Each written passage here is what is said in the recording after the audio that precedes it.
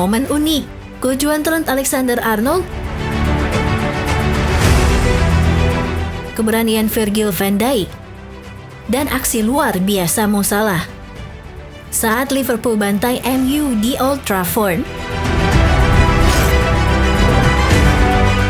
Liverpool diminta untuk berikan pilihan, ambil atau tinggalkan.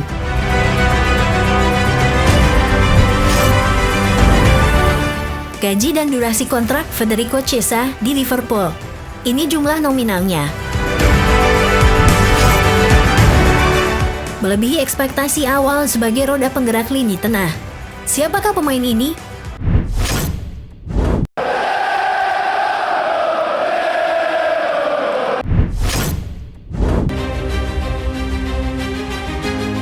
Momen unik, kejuan Trent Alexander-Arnold, keberanian Virgil van Dijk, dan aksi luar biasa Mo Salah saat Liverpool bantai MU di Old Trafford. Beberapa kejadian luput dari perhatian saat Liverpool mengalahkan MU 3-0. Di tengah perayaan Anda mungkin melewatkan beberapa momen dari kemenangan tersebut.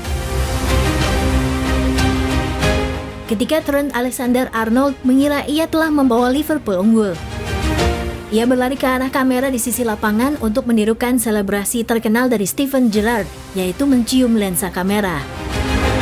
Hal itu sempat membuat pria di belakang kamera menjadi sorotan karena para penggemar menyadari bahwa itu adalah orang yang sama yang merekam selebrasi Gerrard pada tahun 2014.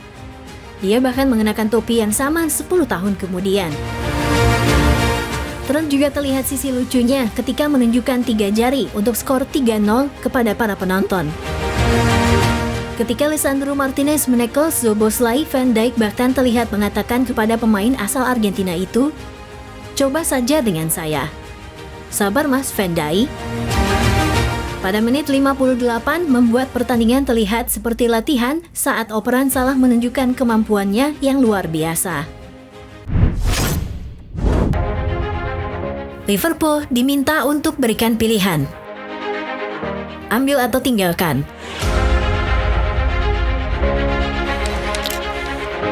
Liverpool harus menguangkan Mo Salah, Virgil van Dijk, dan Trent Alexander-Arnold jika mereka tidak dapat meyakinkan trio bintang kelas dunia mereka untuk menandatangani kontrak baru.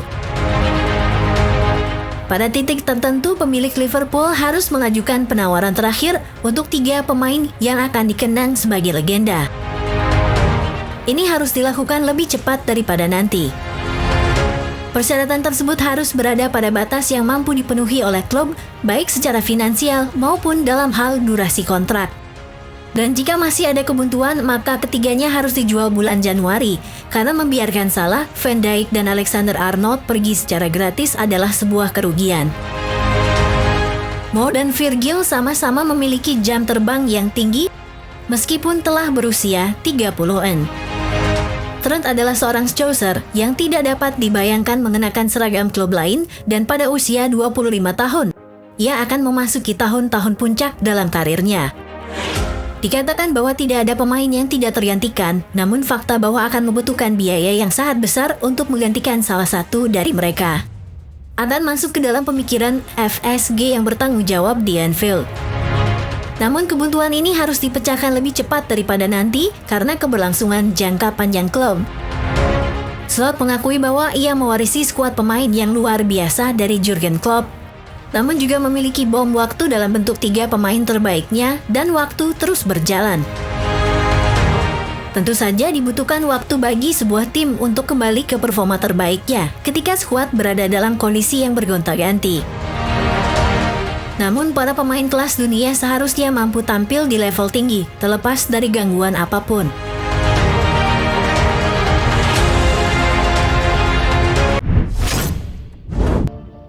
Gaji dan durasi kontrak Federico Chiesa di Liverpool. Ini jumlah nominalnya. Chiesa merupakan tambahan kejutan di akhir jendela transfer untuk The Reds, bergabung dari Juventus dalam kesepakatan awal senilai 10 juta pounds plus 2,5 juta pounds sebagai tambahan. Meskipun ada kekhawatiran mengenai riwayat cedera pemain Italia itu, perekrutannya dipandang sebagai sebuah keuntungan karena belum lama ini ia disebut-sebut memiliki biaya yang jauh lebih tinggi. Menurut James Park dari The Athletic, Chiesa akan mendapatkan 120.000 pounds atau 2,4 miliar per minggu di Liverpool setelah menandatangani kontrak berdurasi 4 tahun. Kesepakatan itu mengikatnya ke klub hingga 2028 dan memberinya gaji yang sama seperti saat ia berada di Juventus. Saat ini pemain Liverpool dengan gaji tertinggi adalah Mohamed Salah yang memperoleh gaji pokok sebesar 350.000 pounds atau 7,1 miliar per minggu. Berdasarkan kesepakatan yang disetujuinya pada tahun 2022. Virgil van Dijk dan Alisson sebagai pemain dengan gaji tertinggi berikutnya dengan sekitar 220.000 pounds atau 4,4 miliar per minggu. Trent Alexander-Arnold berada di posisi 4 dengan gaji 200.000 pounds atau 4 miliar per minggu. Ryan Gravenberch dan Alexis Mac Allister dengan gaji masing-masing 150.000 pounds atau 3 miliar per minggu. Diogo Jota dan Darwin Núñez dengan gaji masing-masing 140.000 pounds atau 2,8 miliar per minggu. Federico Chiesa memiliki gaji yang membuatnya sama dengan Dominic Szoboszlai dan Cody Gakpo.